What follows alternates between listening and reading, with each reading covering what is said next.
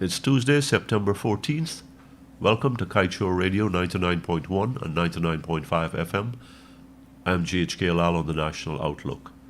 I hope that your week has started well and is going to progress even better as we go along. Every day we open the paper, and this is not one paper saying one thing and another saying another thing. Every day, more and more of our fellow citizens are dying from COVID-19 virus, the COVID-19 pandemic. For those of you who are familiar with the Bible, it's called pestilence, massive deaths.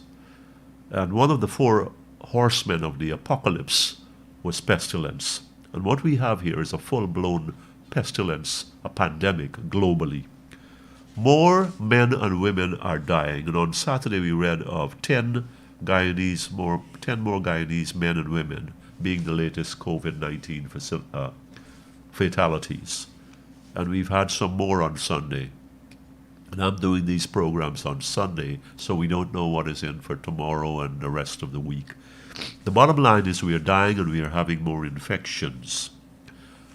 And what is happening, I noticed in that Saturday article about the 10 who died. Listen to this. A 67-year-old, a 64-year-old, a 79-year-old, a 60-year-old, and 3 men, a 50, an 82, and a 58-year-old, all from Region 4. It seems that the sick and the vulnerable and the elderly are going down like flies. There is Darwinism at work. Darwinism, viral Darwinism, where the weak is being weeded out. And the sick and the old are gone. Hitler, you know Hitler, you remember Hitler from history in Germany. He used to do that. He used to call them undesirables. So we have a virus, whether it's man-made, laboratory manufactured, we don't know. That debate rages on. The bottom line is that Guyanese are dying here. This thing struck close to home. I know somebody who used to work for me years ago, an Amerindian woman who died a couple of months ago. I think I said that here. I know somebody right now who's much younger than me, a bright woman, who took the vaccines about a week after me, and 6 months later, she's got the virus, and she's got it terribly. And she said to me last week, if I didn't have this vaccine, I'd be dead. I'd be dead. My fellow Guyanese, my brothers and sisters, wherever you are listening to this program, you're listening to other people, here's the bottom line.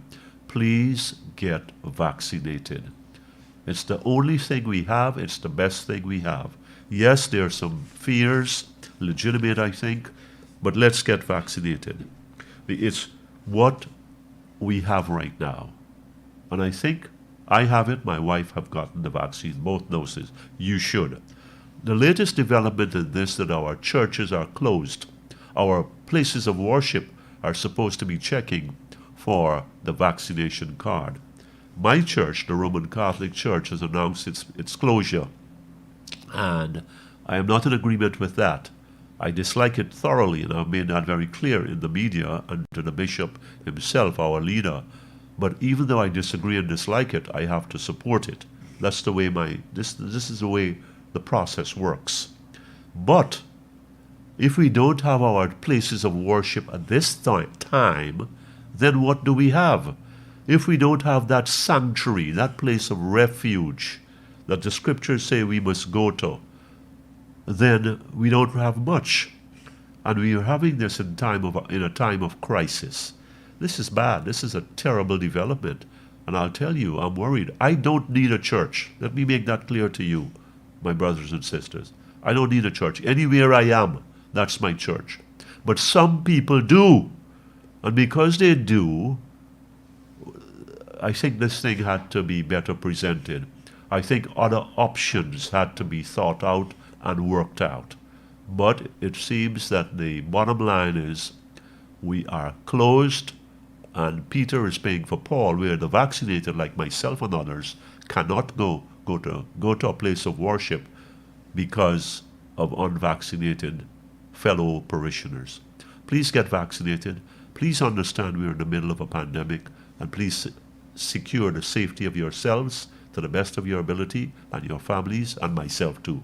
Until the next time, I'm GHK Lal on Kaieteur Radio 99.1 and 99.5 FM. This was the National Outlook.